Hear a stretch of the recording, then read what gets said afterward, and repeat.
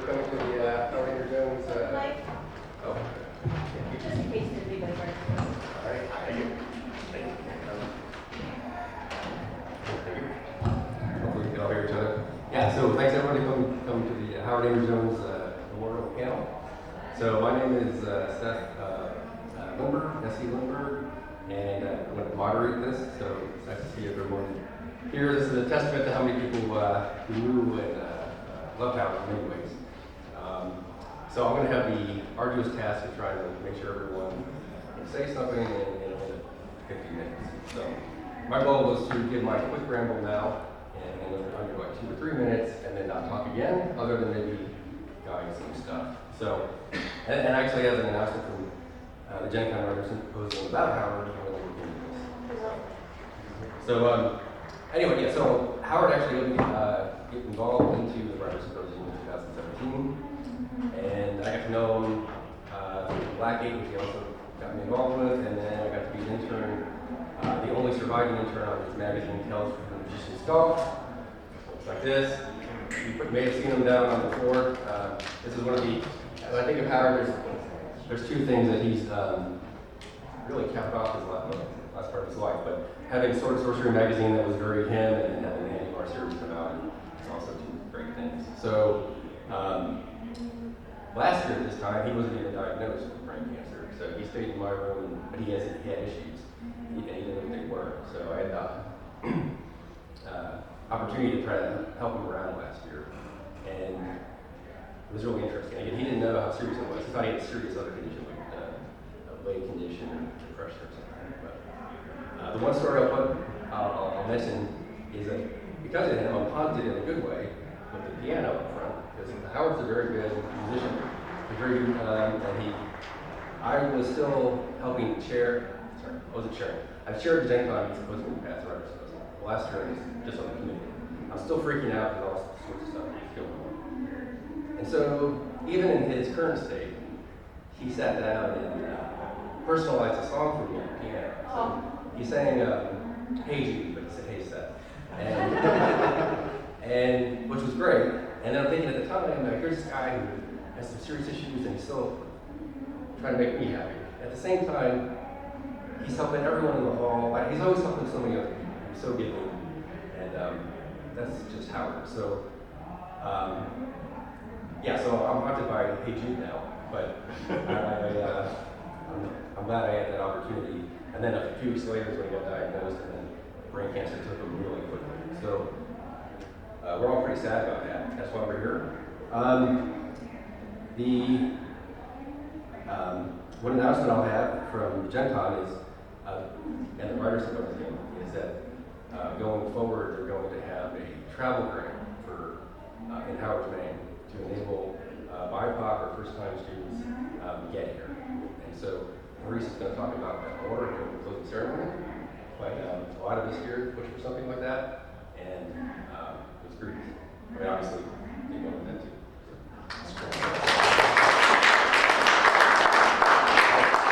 So we have 46 more minutes to have. This is funny business with GenCon, not the way things are run. Sometimes they'll put up a panel of who's interested in this.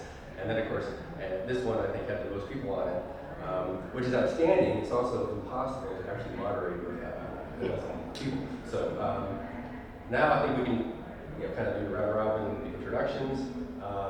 And you mentioned how you know Howard and whatnot. I want to pass off the mic first to Sean, because he was, well, he can introduce himself, but then we'll go round.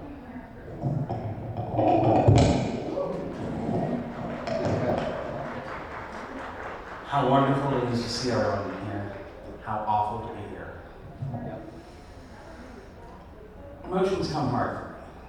I was a soldier, I had a upbringing, and I've cried about a dozen times in the past decade.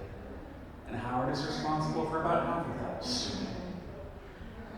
There are a lot of things you can say about Howard. That he had a joie de vivre and a passion to life that was utterly infectious. A knowledge of fantasy and sword and sorcery that was encyclopedic. He would quote lines, chapters from memory, with a Shakespearean performance level. His terrible impression of John Lennon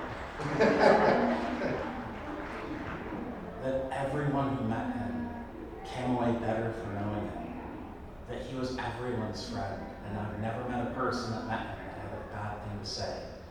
A mention of his name makes people smile. I think conventions might be the best place to start. I met him at WorldCon in 2021.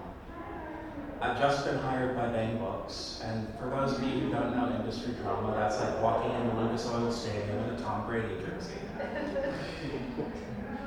Howard had just been let go by his current publisher, St. Martin's Press, and was a little depressed. We talked about Tales of the Magician's Skull, and he admitted he had something with this character named Hanuvar he didn't know what to do with.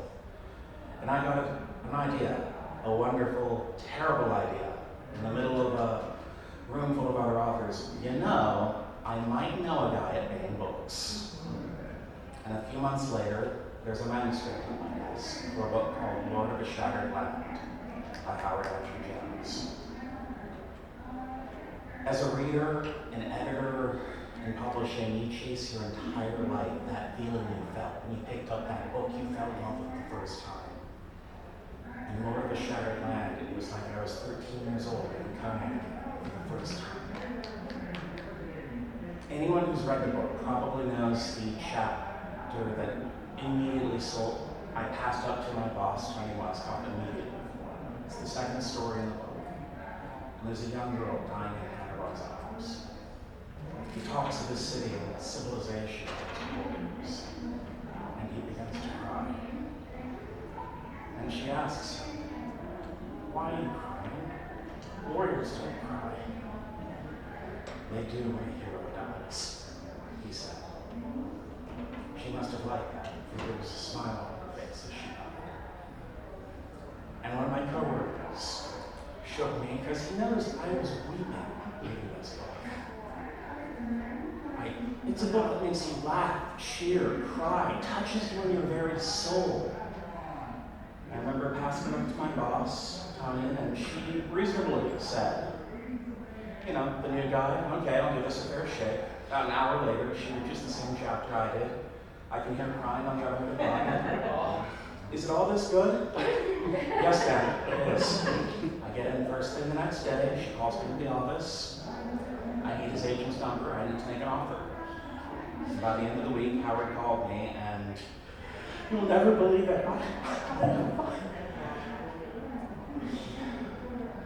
I went to my first GenCon that year, where we announced the book series, and that will forever be one of the greatest weekends of my life because of Howard. He showed me around a convention, and the most amazing thing is he knows everybody. You walk in that dealer hall from one end to the other, and not only did he know of them and their work, he knew of their families, their dreams, their hopes. Everyone might know Howard, but he knew them as well, and that was one of the greatest things about him. I made friends. They're still some of my dearest ones because of that. That Howard's love for the genre and his friends wasn't just an act, it was who he was. That every night, same time, no matter what, he'd step out and call his wife, who was still called his sweetheart. How he would turn down events because his daughter was in town and he wanted to see her. That he put his family and his friends above all else. Something I learned about because when I got home, my wife told me she was pregnant. Howard was the first person I told. The following GenCon, we both had a book coming out. For him, it was Lord of the Shattered Land. For me, it was my second anthology.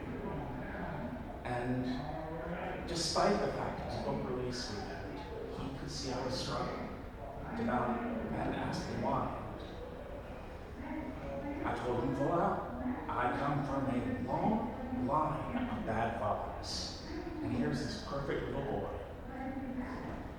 And I wondered, I'll break him.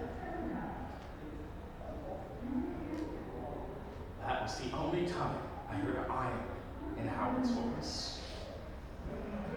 Every parent makes mistakes, but the two most important things, you love that boy, and you are a good man. And hearing Howard say that is not, especially Howard, is the highest compliment I think I've ever received. Seth said the following GenCon. Howard was struggling a little bit with depression, and we joked because he apparently never had depression. Meanwhile, I got to be his Virgil, trying to spell his way through hell. I've been laid off by Bang, and a lot of people treat layoffs like lepers. Never Howard. He made a point of showing me that my world hadn't collapsed, even while dealing with depression, even while dealing with those issues. He gave me hope to remain in his career, and I made a point of telling him while he was struggling with this. I know what I want to be in this field, and I want to be you. If I can be half the editor, a quarter of the author, and an eighth of a person, I will die happy now. We should all hope to be even an eighth of good a person as Howard. We joked that we'd see each other at GenCon, and I would never see him again. He was diagnosed with cancer 2 days later and dead in 5 months. And as wonderful as it is to be here, there is that hole where I will never see Howard again. And that breaks my heart. A warrior weeps, a hero is dead. But I look at all of you, and I'm glad that mine is not the only heart where Howard and rejoins will live forever.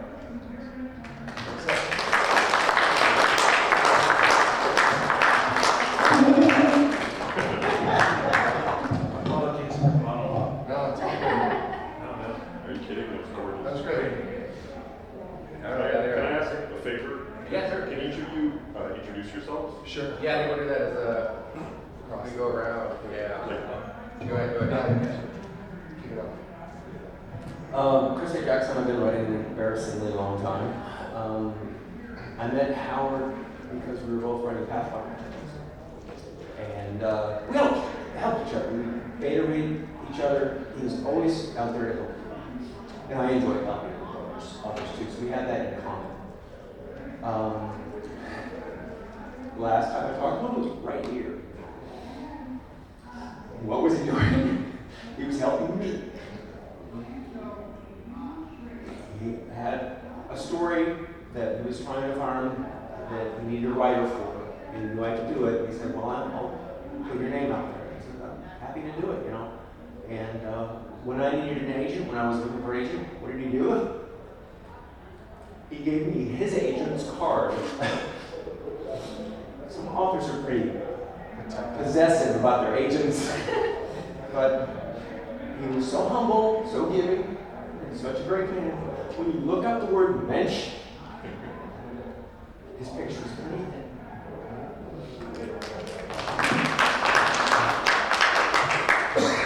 So hi everyone, my name is Gregory Wilson. I'm an author. I've been involved with the Symposium. I think this is my 16th time, 15th or 16th time.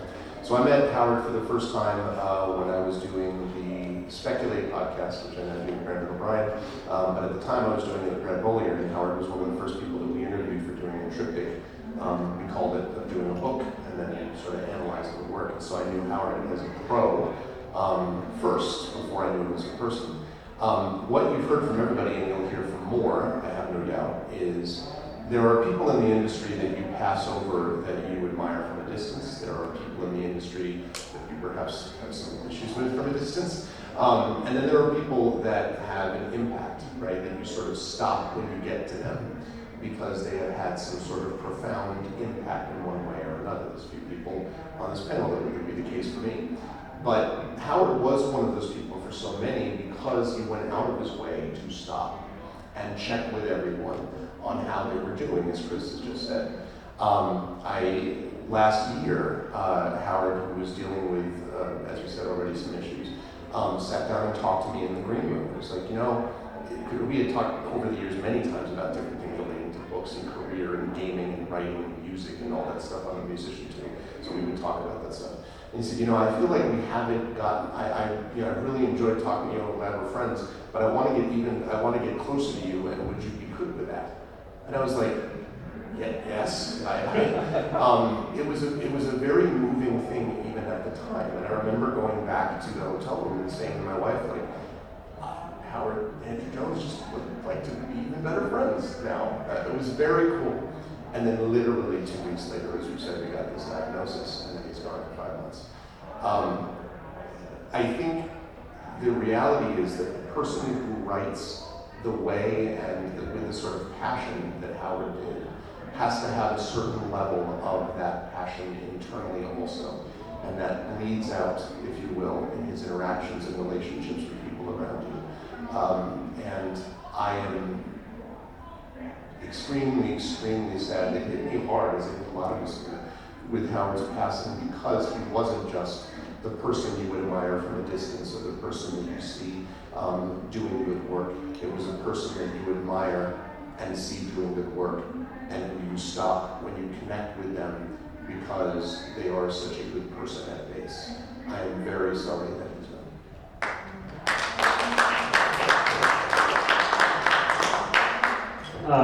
My name is Brian Young. I'm a writer. It's a common theme around here, I guess. I first met Howard at a GenCon. We've been on panels and things and sort of crossed paths, but didn't really get to know each other until that first GenCon that Sean had sat down with him at the writers dinner. We have a dinner sort of where all the writers get together before the convention every year. And Sean and Howard sort of sat down at a table with me and Mike Stackpole. And Howard and Mike had known each other for a long time, and Sean and I, being sort of the newer kids, were sort of the newer kids. And Howard didn't necessarily treat me any differently than, say Mike, who he'd known forever, me just sort of passing in the night. But over the years, until his passing, it sort of became, he would show up and he would sit with us and we'd have dinner and we'd see each other at other cons. And I think one of the interesting things about writers, and I think probably everybody here can relate to, when you are a writer and you start doing a lot of cons, you sort of have your really good friends that are your con friends, right? Like, that even though you might see them 3 or 4 times a year, they're as good of friends as the ones you might have at home. And sometimes you might see them more often than the friends you see at home. And Howard has sort of slowly become one of those. I say slowly because it was like over conventions, and Howard did DragonCon, and that last year, we had dinner again at the Writer Symposium dinner with Howard and had just a really terrific conversation and talked about stuff that he was working on, projects that had been cooking up, that maybe there were some collaborations that could happen, and just getting really excited about stuff that was going on. And he just had this really keen interest in everybody, and that passion that he had was really infectious. And Howard had this way of making you feel like your work was valuable and needed to happen. When we parted, it was again like, yeah, we're going to see each other at DragonCon in a few weeks, and being there with Sean and hearing like, oh yeah, he's not making it. And this is going to be kind of rough. It was really disappointing, and Howard was just such a light. It's not the same around here with that. So definitely going to miss him and try to take some of that example with me as best I can, how I can.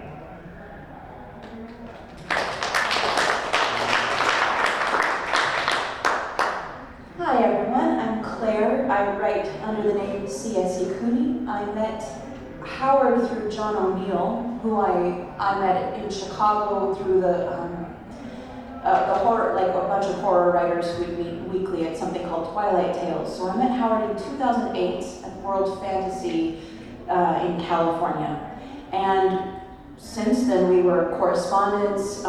We texted each other, had phone calls, and I was the blog editor for Blackgate for a few years because they wanted, maybe not just articles on SFF, which they do really, really well in sword-and-sorcery, but they were like, let's talk about fantasy and metal music and fantasy and puppetry.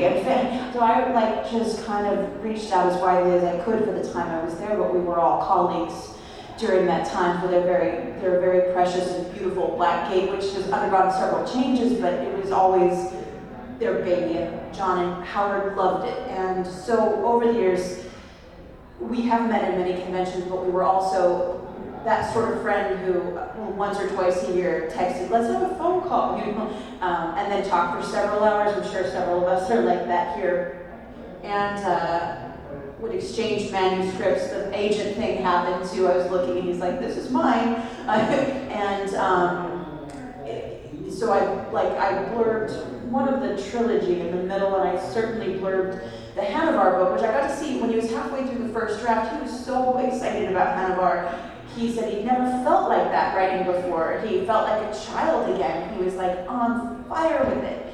And you could tell there's this love poured into this character. He was such a history buff. You can see it in the De Beer and Assim books. This deep love of language and of time period and precision. And again in Hanuvar, which is like a Rome equivalent. And this, all of his love of everything got poured into these, including his love of early 20th century pulp. And I remember reading it, it was very difficult. He wanted critique so badly, and it's difficult to do anything but praise him because you just want to, just encourage that man.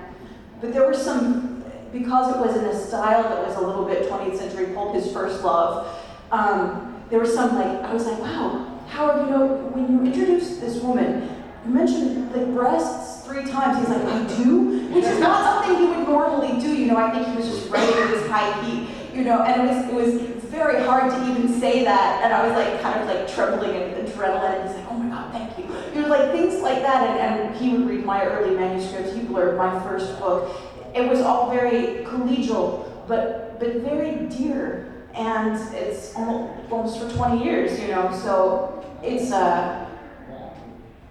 the thing about long distance relationships is that, in the spaces between talking to someone, there's always the possibility. And so there's a part that's like every other year, which is, sometime this year we'll have a phone call. We planned our last, after GenCon we had texted and he reached out and he's like, let's have a conversation soon. And we scheduled it for the Wednesday after his first hospitalization. But I will say we texted until he couldn't anymore throughout the end of last year. And when he couldn't, his wife texted me from his phone. So we just friends as long as we can. And I think, as you said, paying that friendship forward is the best way to honor him.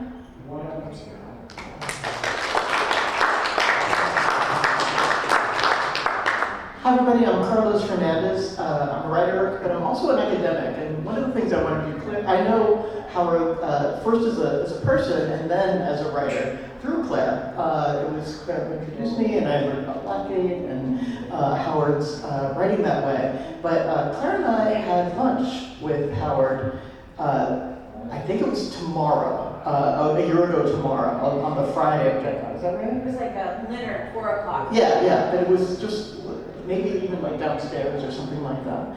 And one of the things I wanted to say is that Howard is exactly what I thought academia was going to be like, rather than what academia is actually like.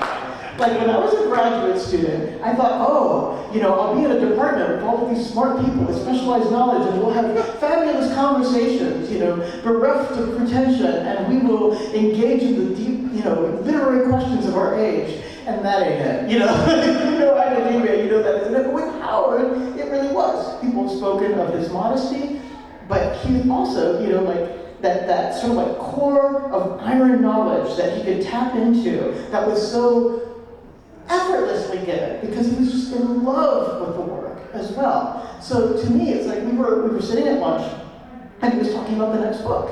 And he was like, you know what? I'm having a little problem with creating, the big bad evil, like the monster. And so Claire and I, we were there, and we just started brainstorming together. And let me tell you, if Howard was feeling depressed or diminished in any way, it certainly didn't come through in the way that we sat around that table and, over sandwiches and his soup, we generated. And it was just, it's going to be always a precious memory to me, not just because, we lost him far too soon, but because that's what I want my life to be about. And like when Howard and Claire and I were together, generating and kibitzing and talking about how what is the nature of a monster, and we started to define monster in ways that I'd never heard before, and we started getting into the idea of how the land can generate monsters and how it fits into messaging that goes in with the larger structures of the story.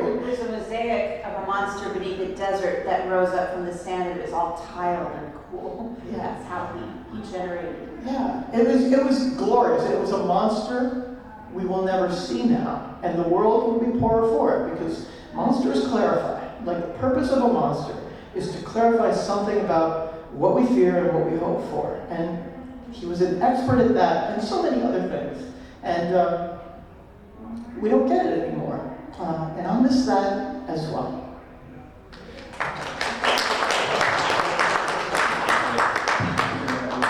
Yeah, no problem. Turns out, I know this is going to shock you, I'm a writer. And that's the commonality. I think we all share that creative kind of pool. I met Howard here at GenCon. I've been shown such warmth and joy from so many people here in this community. I grew up like all of us playing games and stuff. And one of my dreams was to come to GenCon one time and play games and maybe play test something that would later be published. When people say, this must be a bucket list for you to be here every year or to work on the things you get to work on, I say, no, it's not. And I go, how can that be? I go, we're so cosmically past the bucket now. It never makes sense. I did the Pathfinder comic series in 2012, and I did PaizoCon, and I did GenCon here. They launched the book here, and you guys were doing Pathfinder Tales, and that's where I got introduced to Howard and to you. And we would talk about Pathfinder, and I was so sparkly and excited and couldn't believe I got to do this stuff. And then later work on Dungeons and Dragons. And then in 2015, I got a chance to write a Conan story. And I thought that would be the only chance I'd ever get to write Conan. And years later, long story short, I'm the flagship writer of Conan the Barbarian. And I know how much that meant. I knew Howard was a scholar of Howard, and how much that stuff meant to him. And I was intimidated in a way, because he had written so many wonderful essays and thoughtful things, and I did a lot of research and stuff. And that circle of people, they'd written a lot about the Conan works. And I learned a lot from reading those, the context that brought to the work. And after I started writing Conan, I was actually kind of intimidated to talk to him about it, because I knew that he knew it better than me, way, way better than me. And I was, trying to shoot from the gut and what I love about the work. And he was so complimentary and so kind. He and John C. Hawking, who's written one of the best pastiche ever. And I remember we were in a thing and they were talking, and I got introduced in a circle of people that they knew. And I said something offhand like, these guys are real writers, and I'm a comic book writer. And he gave me this withering look, like iron. And he just said, you are a damn good writer, and I know the difference. And I was like, oh shit. And he was like, never do that. It's fine. We all have our fears and humble, whatever. But know that you're doing right by whatever, one of the greatest sword-and-sorcery writers of all time. And you got to be proud of that. And I am. And I was. We did Howard Days. Robbie Howard Days is a festival in Cross Plains, Texas, population under 1,000 and falling. And on the weekend closest to Robert E. Howard's death, they have a little gathering of fans. This year's the 39th year, next year's the 40th. He went for the very first time. It was a pilgrimage that we talked about doing. And he went with John. Together they drove down the last leg of it. And I was terrified to go, because these are the hardest core Conan fans in the world, and they know it line and verse. And it's like, the way I explained it to Jeff Shanks, who's another Robert E. Howard scholar, I said, you know, I'm coming to the family reunion and I've got the keys to the Trans Am, like I'm an interloper. And he's like, don't say that, that's not true. You know, everyone's gonna love to finally meet you and all this stuff. And John and Howard and everyone were so wonderful and so welcoming. But there were times when it was a little overwhelming for me. And always Howard was keeping an eye on me. And he's like, do you need a stack? I was like, yeah. And the three of us, John and Howard and I, we were thick as thieves. We would go off, we went to the library and we looked at some of the typed manuscripts, or we would just go for lunch and chat. And that's when he told me that he had a new 3-book deal. And I told him in confidence, it hadn't been announced yet, that I had signed a long-term deal on Conan and I'm going to be on the book through 2027. And he goes, well, then every year we'll toast the next part of the journey together. I said, that's perfect. He said, we'll start at GenCon. Done. And I missed GenCon last year because I got COVID. So we didn't have that toast. And he sent me photos over the weekend and people raised their glass to me and he said, you'll be right here next year with me. And I found out he got the diagnosis soon after.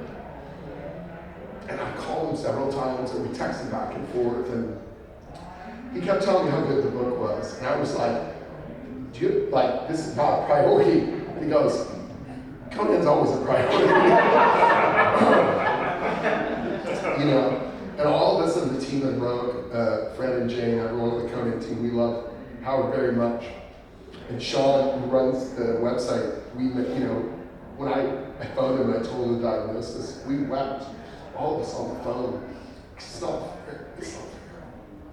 And so, you know, John and I talk more than ever, and we're going to Howard Days next year, and we're all going to raise a glass for Robert E. Howard, but now the name means something else to me as well. So I hope you all cherish the time you had with him in his work, because it's beautiful. So thank you.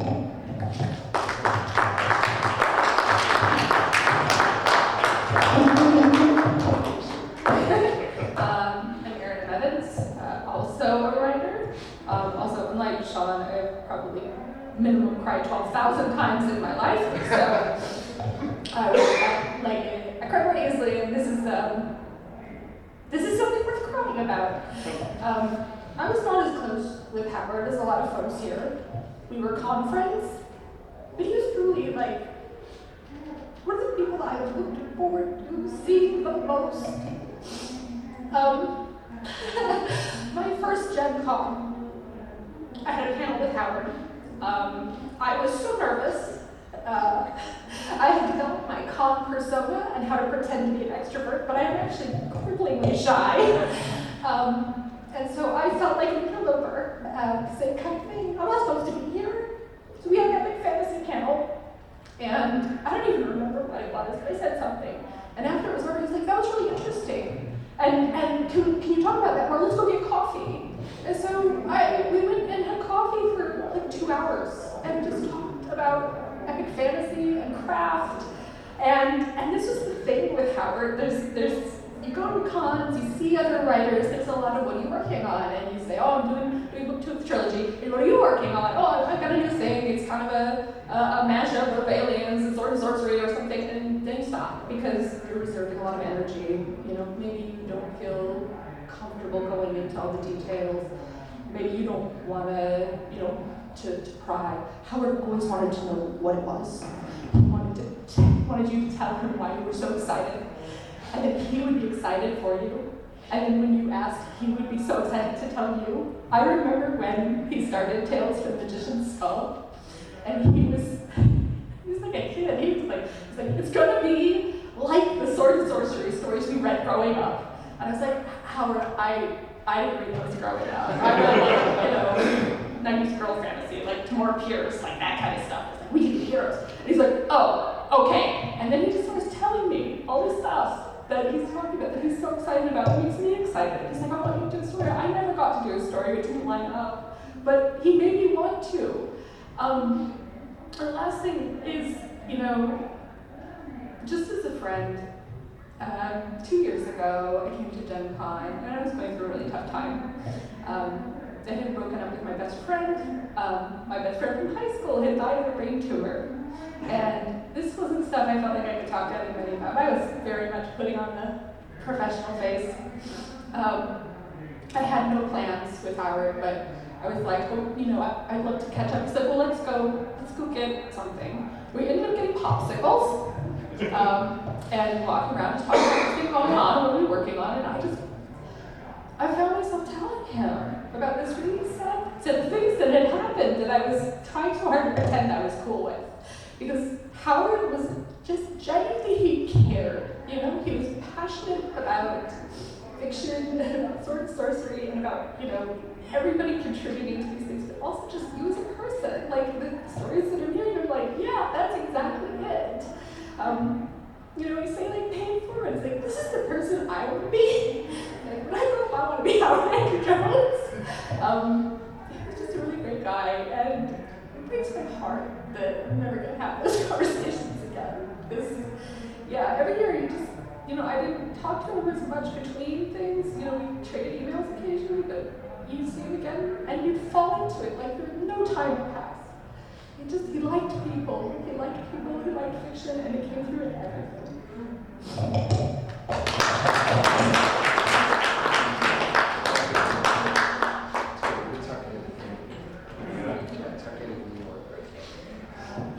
That's Howard bringing people together. Okay, so I'm Eric Scott. I've been an author for like 20-ish years now, and I met Howard at GenCon, just like many of these folks have, and when I first met him, he took a great deal of interest in me and just wanted to know what I was interested in, what I was working on. There's a lot of feedback, sorry.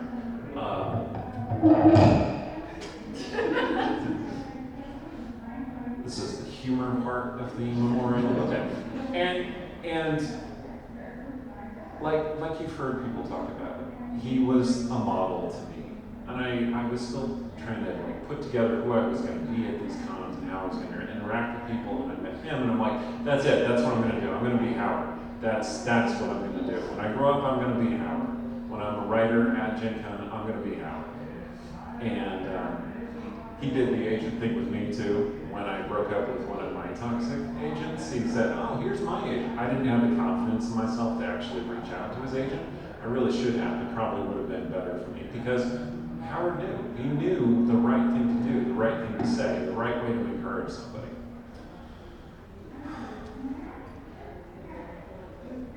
I didn't make it to GenCon last year either because I also got COVID. And it was bad. I got it 2 days before the con. And my wife, who got it just before I did, was like, oh no, what have I done? And I'm like, it's okay, this happens. There'll be time. It's fine. And then there wasn't. So I didn't get to say goodbye to Howard. The last time I saw him was at the previous GenCon. He was obviously dealing with some stuff, and he was sad, he was down, but he was himself. He was enthusiastic, he was creative, he was powerful, he was welcoming.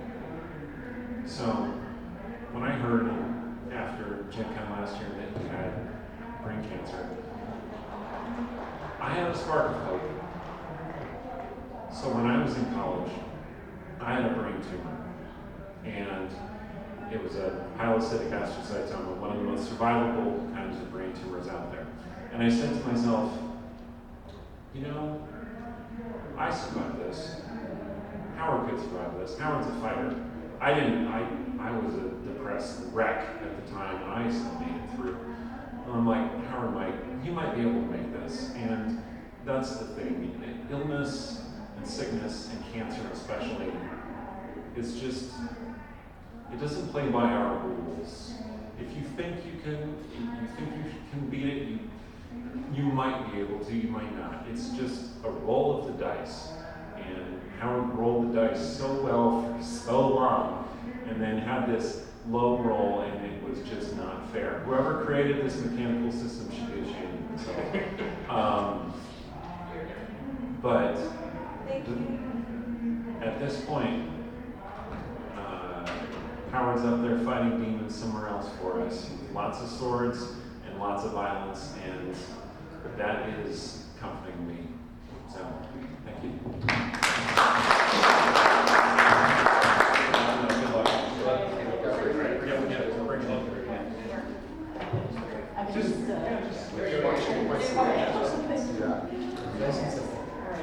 Why did we think of this before?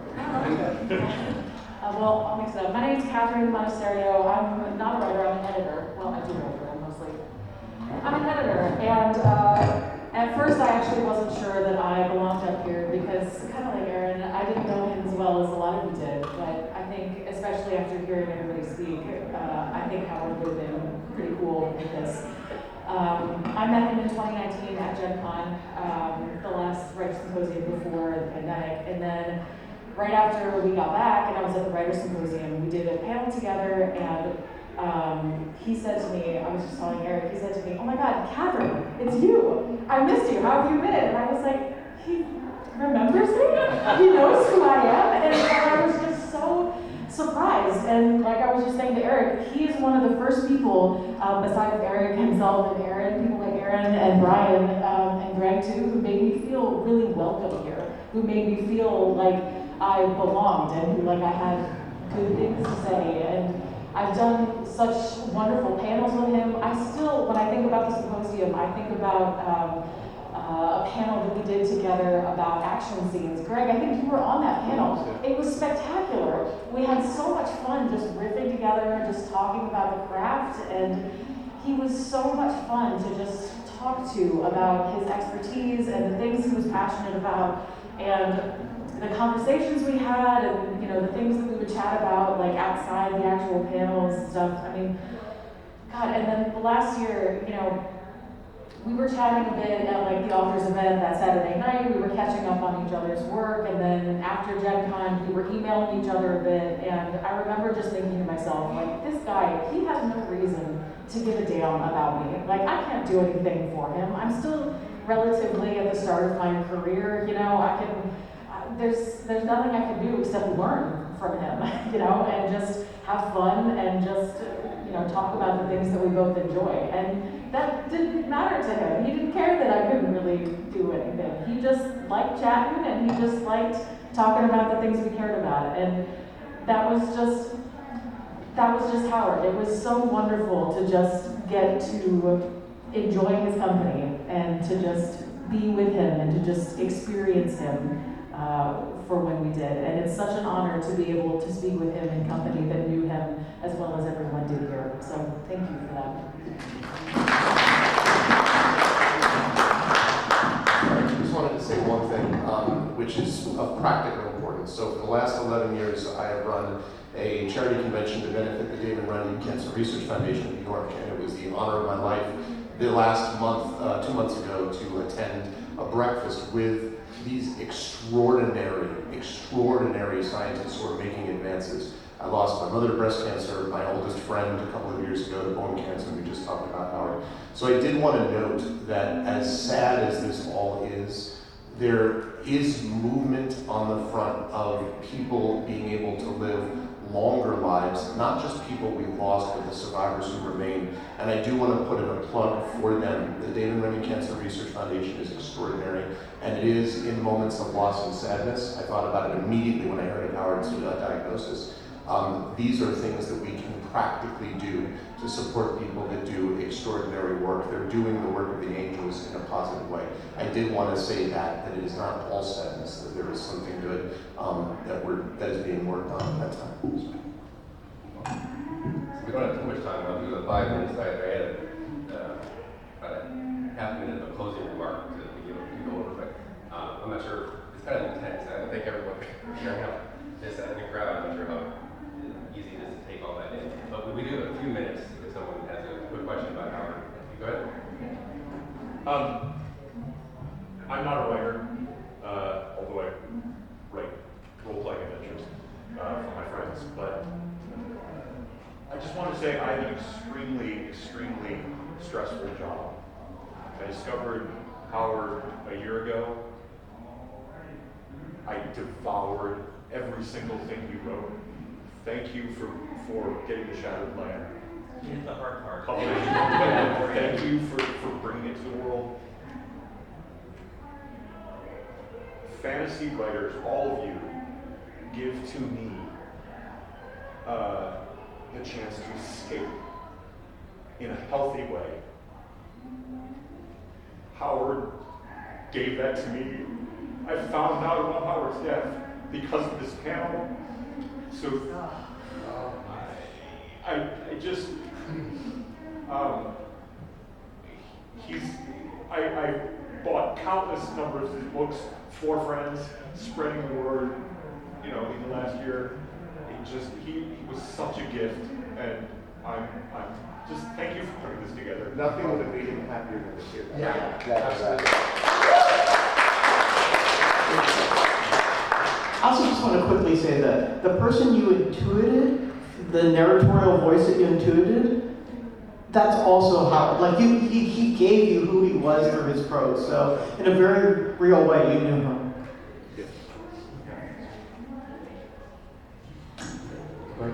No, I was looking at you. Oh, okay. I was thinking that a few things Howard really espoused was he liked having heroes that could be he really wanted to make sure that everyone knew that an everyday person could be a hero. He didn't have to be like Superman. He didn't have to be an immoral barbarian or something. And I think he liked the idea of empowering his readers to think that they could get through things. I think one thing hilarious about Howard is that he was such a reserved, calm, nice person. When he took on the persona of the skull at GenCon, and he got to put on the there's some pictures of it. He would go down to the store, and he would be really mean to everyone in a funny way. He would always tell everyone their dogs, and you should burn and everything.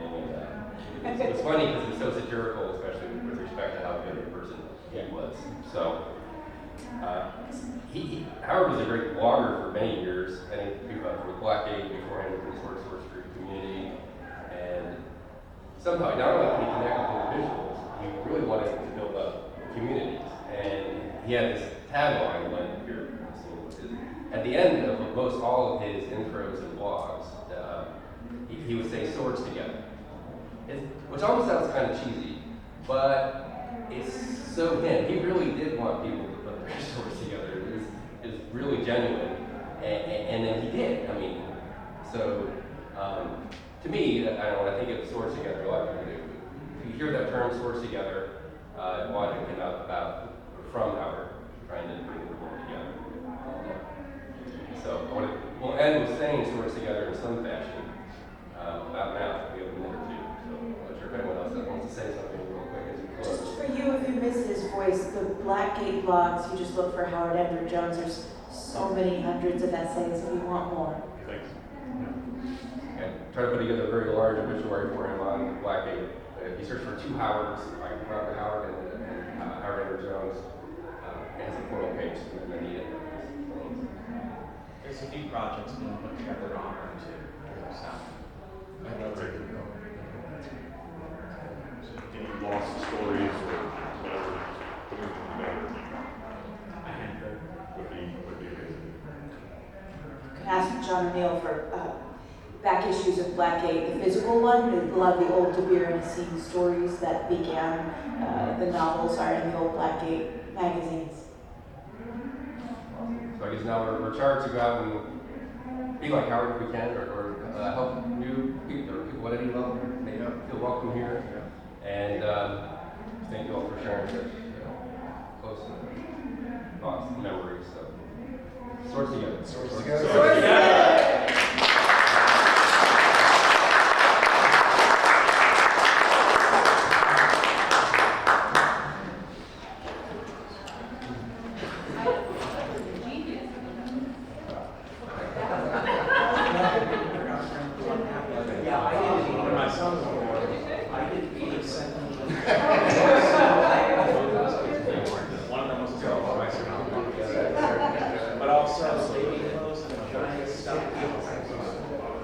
That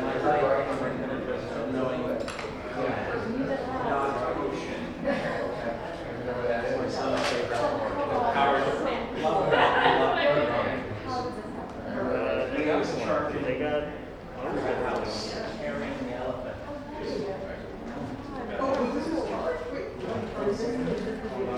Let me turn that quick.